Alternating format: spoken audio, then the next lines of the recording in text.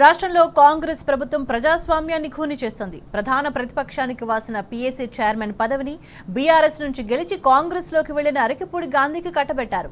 లోక్సభలో PAC chairman పదవిని Congress MP వేణుగోపాల్కి ఇచ్చినప్పుడు రాష్ట్రంలోనూ అదే రూల్ పాటించాల్సిన కాంగ్రెస్ సర్కార్ రూల్స్ ను తుంగలో తొక్కింది. రాజ్యాంగాన్ని చేతిలో పట్టుకుని మాట్లాడే రాహుల్ గాంధీ అదే రాజ్యాంగాన్ని అపహాస్యం చేస్తున్నారు. రాహుల్ గాంధీకి రాజ్యాంగం గురించి మాట్లాడే అర్హత లేదని ప్రజలు మండిపడుతున్నారు.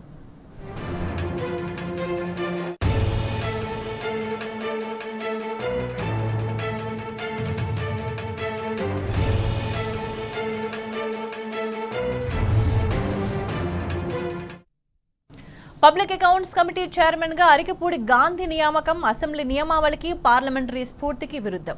నిజానికి అసెంబ్లీ నియమావళి రూల్ 250 ప్రకారం 9 మంది పీఏసీ సభ్యులను ఎన్నుకోవాలి.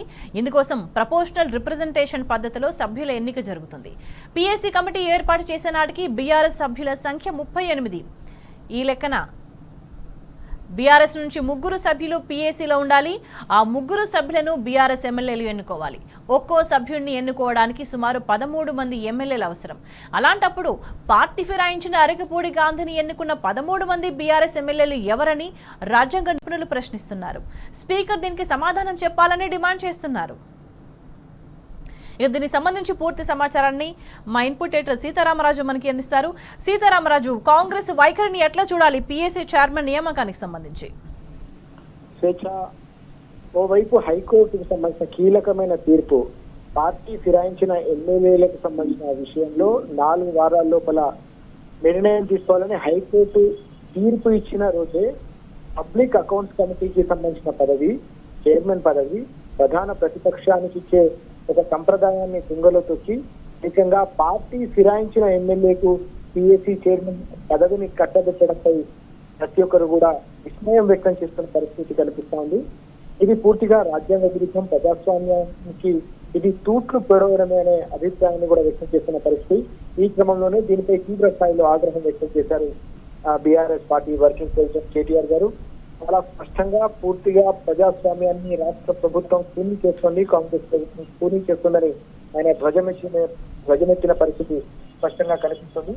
రాజ్యాంగాన్ని కాపాడుతామని చెప్పేసి రాజ్యాంగ ప్రతిని కాన్స్టిట్యూషన్ కు సంబంధించిన కాపీని ప్రతినిత్యం కూడా తన చేత పట్టుకుని ప్రతి సమావేశంలో మాట్లాడే కాంగ్రెస్ అగ్రనేత రాహుల్ గాంధీ దీనికి సమాధానం చెప్పాలని కూడా డిమాండ్ చేస్తున్న పరిస్థితి కనిపిస్తుంది. ఓవైపు రాష్ట్రంలో ప్రజాస్వామ్యాన్ని రాజ్యాంగాన్ని కూని చేస్తా ఉంటే మరోవైపు రాజ్యాంగానికి సంబంధించిన నీతులు చెప్పడం ఎంతవరకు సమంజసమని కూడా డిమాండ్ చేసిన పరిస్థితి చాలా స్పష్టంగా కనిపిస్తుంది. కేంద్ర స్థాయిలో అంటే దేశ అత్యున్నత చట్టసభ అయిన పార్లమెంట్ లో ఇటీవల మనం చూసాం కాంగ్రెస్ పార్టీకి సంబంధించిన ఎంపీ అగ్రనేత కేసీ వేణుగోపాల్ కు పీఏసీ చైర్మన్ పదవిని కట్టబెట్టారు. కానీ రాష్ట్రానికి విషయానికి వచ్చేసరికి మాత్రం పార్టీ ఫిరాయించిన ఎమ్మెల్యేకు ఆ పదవిని కట్టబెట్టిన పరిస్థితి. అంటే దేశ అత్యున్నత చట్టసభకు ఒక న్యాయం, రాష్ట్ర అత్యున్నత చట్టసభ అయిన అసెంబ్లీకి మరో న్యాయమా అని ఈ రోజు కేటీఆర్ గారు సూటిగా కాంగ్రెస్ ప్రభుత్వాన్ని ప్రశ్నించిన పరిస్థితి మనకు కనిపిస్తా ఉంది. ఈ క్రమంలోనే ఈ నిర్ణయంపై ఆగ్రహం వ్యక్తమవుతున్న పరిస్థితిని కూడా మనం క్షేత్రస్థాయిలో మనం చూస్తా ఉన్నాం. ఇది పూర్తిగా కూడా ప్రజాస్వామికమైన చర్య కాబట్టి తప్పకుండా ఈ నిర్ణయాన్ని ఉపసంహరించుకోవాలనే డిమాండ్ కూడా వినిపిస్తున్న పరిస్థితి కనిపిస్తుంది. ఇది పూర్తిగా ఇక్కడ కూడా ఎవరు కూడా హర్షించే పరిస్థితి లేదు. ఎందుకోసం అంటే పీఏసీకి సంబంధించిన ప్రక్రియలో ప్రధానంగా ప్రధాన ప్రతిపక్షానికి సంబంధించిన ఎమ్మెల్యేల మద్దతు ఉండాల్సిన అవసరం ఉంటుంది, వారి ఏకాభిప్రాయం ఉండాల్సిన అవసరం ఉంటుంది. కానీ ఎక్కడా కూడా ఇప్పుడు పీఏసీ చైర్మన్ గా కాంగ్రెస్ ప్రభుత్వం ఎంపిక చేసిన, అసెంబ్లీ ఎంపిక చేసిన ఎమ్మెల్యే విషయంలో ఎవరి మద్దతు ఉందని చెప్పేసి కూడా ఈ రోజు టీఆర్ఎస్ పార్టీ పూర్తిగా ప్రశ్నిస్తున్న సందర్భం కూడా కనిపిస్తుంది. మొత్తం మీద ఈ రోజు తీసుకున్న ఈ నిర్ణయంపై టీఆర్ఎస్ ఆగ్రహం వ్యక్తం చేస్తున్న పరిస్థితి. తప్పకుండా దీన్ని ప్రజాక్షేత్రంలో ఎండగడతామని కూడా పార్టీ హెచ్చరిస్తున్న సందర్భాన్ని మనం చూస్తా ఉన్నాము. సీతారామరాజు.